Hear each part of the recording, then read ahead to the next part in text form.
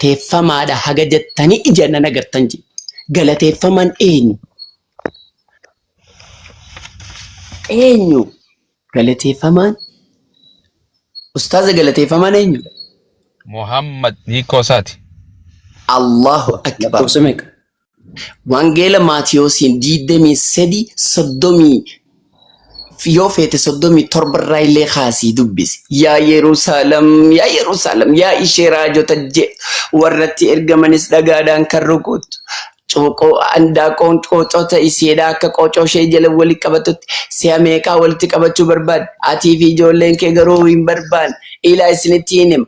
Maal je manni keessan onee hafa jechuun hulaan teessan coccofamtee isin immoo ala galtan jechuun godaanaa galtan jechuun no manni keessan onee hafa jechuu siifin hima dhaggeeffadha.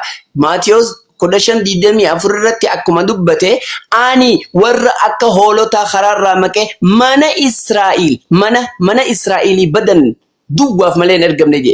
Manni Israa'il jechuun maal jechuu? Balbala Israa'il jechuudha.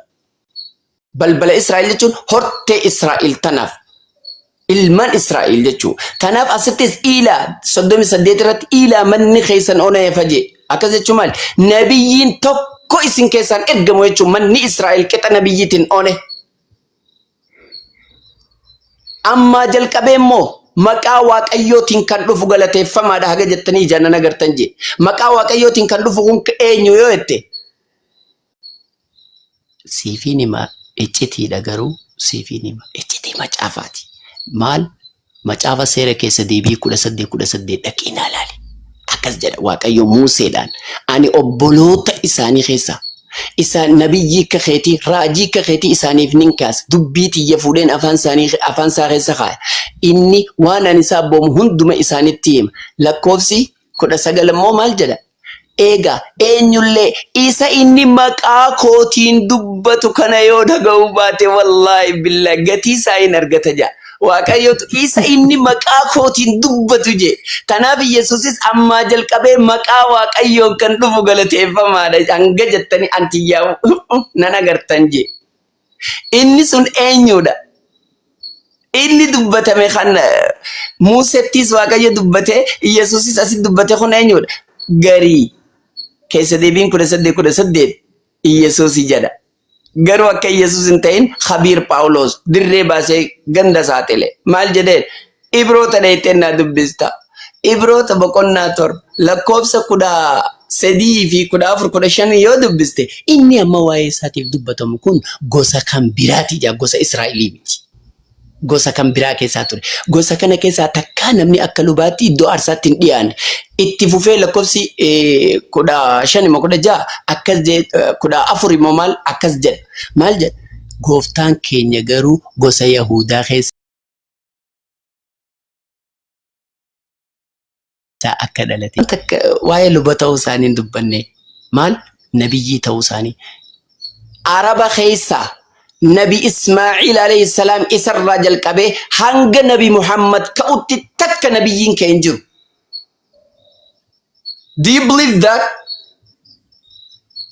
Amantaa waan kana. Ismaa'il irraa kaasee haga Nabi Muhammad ka'u gosa kana keessaa tokko luba ta'e akka aarsaatti iddoo gartee waaqayyo akka iddoo aarsaatti inuma dhiyaatee hin beeku. San dubbachuu jira laal. Tanaaf maqaa rabbii tokkichaati maqaa waaqayyoon kan dhufu galateeffamaadha geettanii hin agartan. Quraana suuraan 61ffaa Saaf suuraa ayata 6 irratti ergamaan rabbii Ciisaan alayhi salaam akkas jedhe dubbate. Ani ilmaan Israa'el ergamaa ta'e gara ilmaan Israa'el ergameetiin jira. Ani ergamaa dubbii gartee kitaaba na dura jiru Tawraat fi Injiil harka kiyya keessa jiru dhugoomsa haala taheen ammallee wa mubashiran birasuuli ya'tii min ba'di ismu Ahmad ergamaa na boodaan dhufu maqaansaa Ahmad jaamuun isin gammachiisa haala taheeniin gara keessan ergame jeen. Hallelujah. Shaanqoo diiyaaboolaa raasata. Eebbifama. Assalamu alaikum warahmatullahi wabarakatuh. Hundi keessanuu akkam jirtan? Warahmatullahi wabarakatuh. Baay'ee gaariidha. waa hedduu kaastanii uummanni bakka hedduu cover godheetuma bira darba.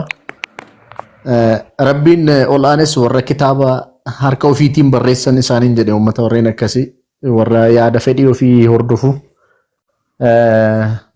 Itti aansee quraanni rabbi biraa ta'uu kan mucaan gurbaan jedheef alif laam miim jedhee rabbiin dhaalikal kitaabu laa rayba fiihi hudan lilmuttaqiin jedhe.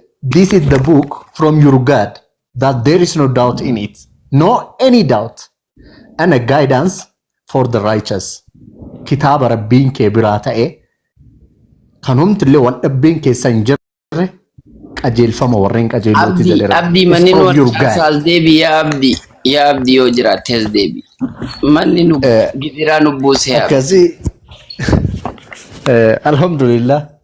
Alhamdulillah diinee amma hamdiin osoo faatihaa qaraa jedheeni bismillahir rahmanir rahim alhamdulillahi rabbil alamin arrahmanir rahim tokkollee garaagarummaa waan qabu kanarraa Ameerikaa dhaqi, Europe dhaqi, Kanaadaa dhaqi, Afrikaa gootu everywhere akka quraana rabbiin buuseetitti qaraana direct speech direct thought rabbi biraa akka buufameetti rabbi biraati.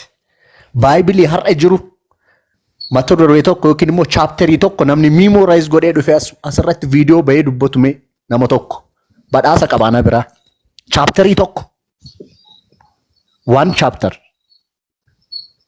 Baayibilii kiristaanaa keessaa as bahee namni memorize godhee dubbisu of keessaa nama badhaasan qarshii 50,000 dhiyoota na dhaabu dhiyoota na hafazuu eegalan jaanii maallaqa hin dhabiin.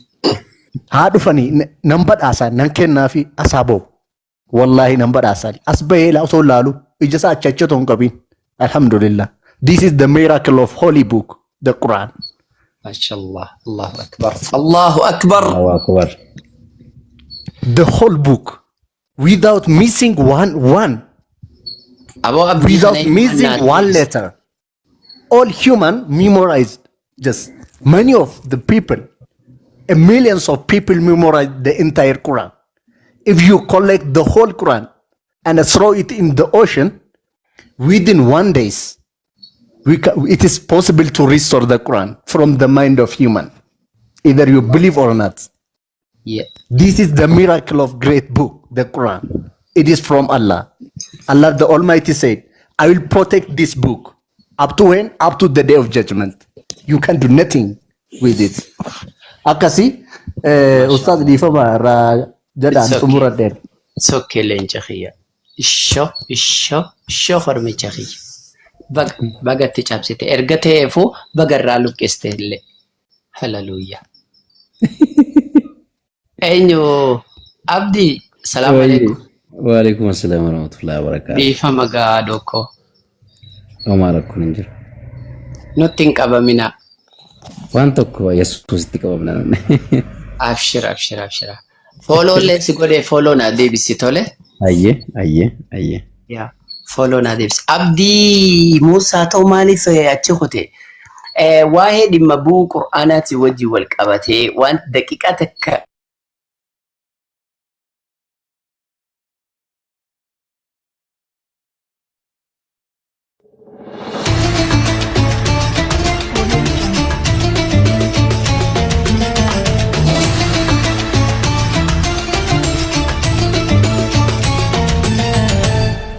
Audio Jungle.